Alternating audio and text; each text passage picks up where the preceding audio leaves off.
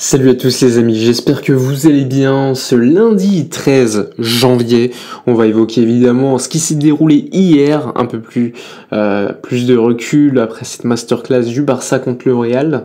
Mais juste avant, petit instant promotion, profitez de mon partenaire maillot pour acquérir des maillots répliques de bonne qualité, que ce soit des maillots du Barça, des casquettes ou autres. En ce moment, il y a des promotions de feu, donc faites-vous plaisir, profitez-en en ce moment même.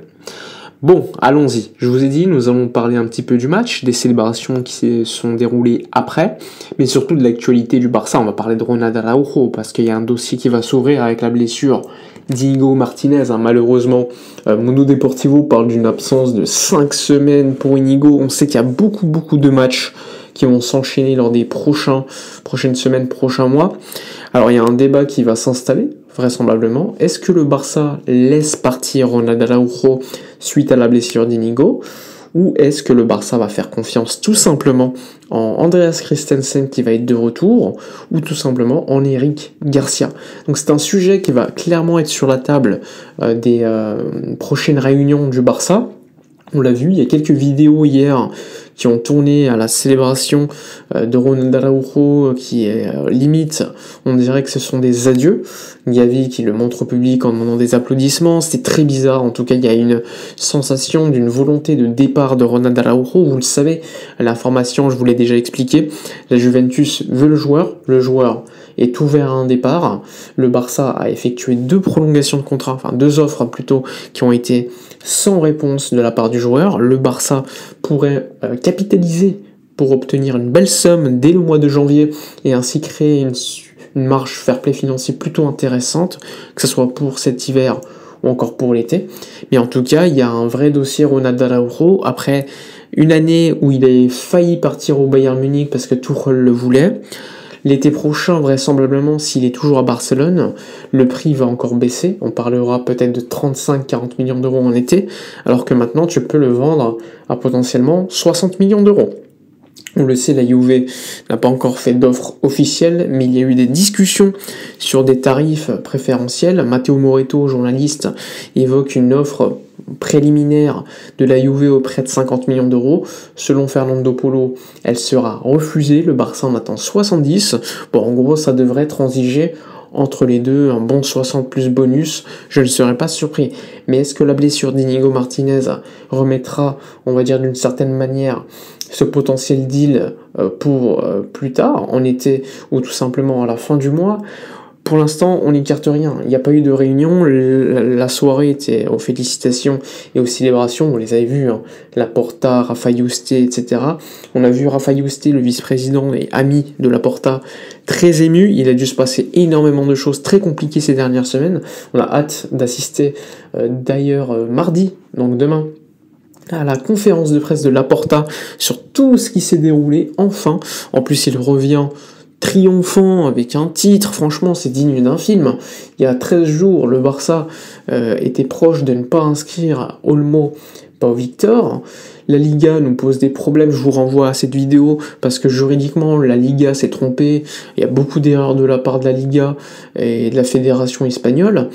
On réussit à obtenir une mesure provisoire en attendant la décision du fond, mais clairement, il y a eu des erreurs de la Liga, juridiquement ça ne tiendra pas du côté de l'institution espagnole, et quelques jours plus tard, tu remportes la Supercoupe d'Espagne en battant Bilbao, qui est quand même une bonne équipe de coupe, et ensuite le Real Madrid, tu les écrases, parce que certes il n'y a que 5-2, enfin que ça reste une manita, mais ça aurait pu être 5-2, 6-2, 7-2, 8-2, non, 9-2, peut-être 10-2, je suis très sérieux, parce qu'à l'heure de jeu, on est à 10 contre 11, et vu ce qu'on est en train de leur mettre, je pense que ça aurait pu être plus solide. Sans un Thibaut Courtois qui en sauve en plus, ça aurait pu être bien pire, on est passé à côté d'un truc assez énorme, donc on les a un petit peu martyrisés. Tu prends un titre en plus, je sais que c'est très important, et en plus Rafinha, comme je vous l'ai dit, big game player, contre le Bayern triplé, contre le Real lors du match de Liga au Bernabéu, un but, une passe D.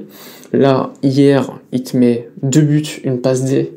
Franchement, contre Dortmund, il marque. Bref, le mec, à chaque fois qu'il y a un gros match, Rafinha cette saison, il marque.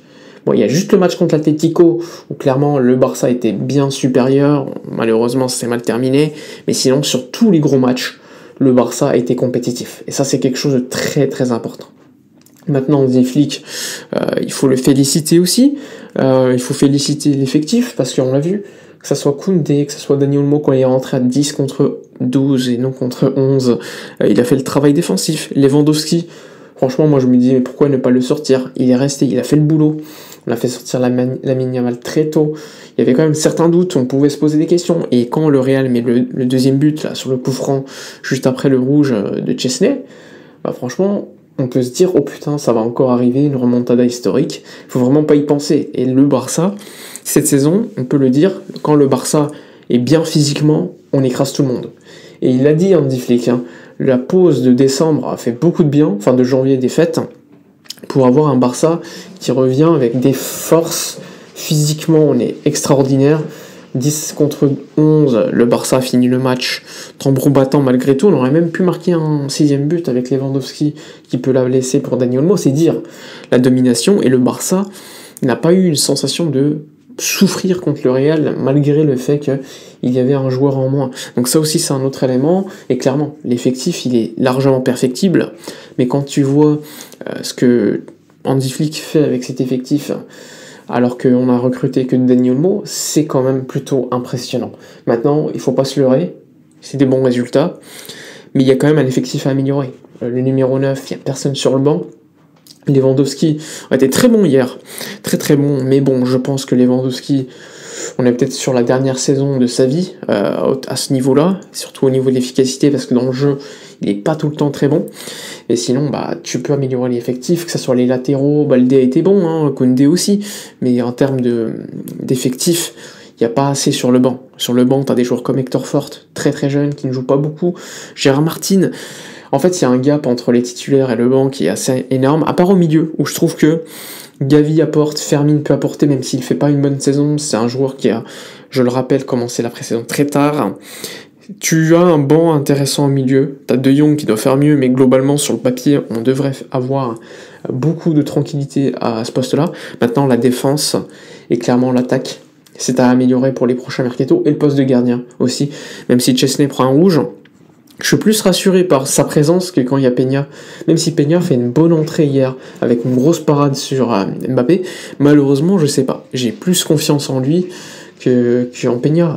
Peut-être l'expérience, je ne sais pas. Enfin, dites-moi dans les commentaires votre opinion sur tout cela. En tout cas, le Barça, avec cette victoire en Supercoupe d'Espagne, gagne 9 millions d'euros. 9 millions d'euros moins 200 000 euros, parce que le Barça, comme le Real, ont donné 200 000 euros à Bilbao et Mallorca, parce qu'ils estiment qu'il y avait un partage un petit peu trop inégalitaire. Donc quand même des bonnes primes pour le Barça en cas de victoire. Mais bon, les joueurs ont aussi une prime de victoire, de titre. C'est quasiment tout le temps pour les joueurs. Voilà pour cette vidéo. N'hésitez pas à donner votre avis dans les commentaires sur Araujo, sur tout ce qui s'est déroulé hier soir. Moi je vous dis à la prochaine, et d'ici là, comme d'habitude, portez-vous bien.